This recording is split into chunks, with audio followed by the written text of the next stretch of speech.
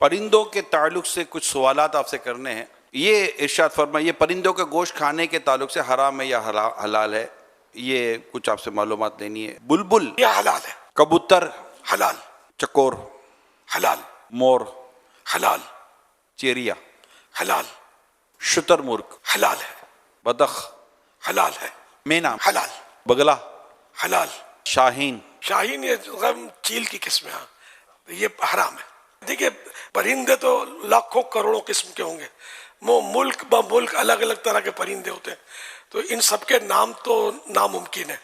تو اس لیے وہ علماء کرام نے اس کا اصول بیان کر دیا کون سا حلال اور کون سا حرام. تو وہ ہر شریعت میں لکھا ہوا ہے کہ پنجے والا پرندہ جو پنجے سے شکار کرتا ہے وہ مطلب حرام ہے، جیسے چیل، شکرا، باز وغیرہ، تو یہ پنجے سے شکار کرتے ہیں. صلو علی الحبیب. مقتدا مل گیا، پیشوا مل گیا، مجھ کو عطا سا رہنما مل گیا، مجھ کو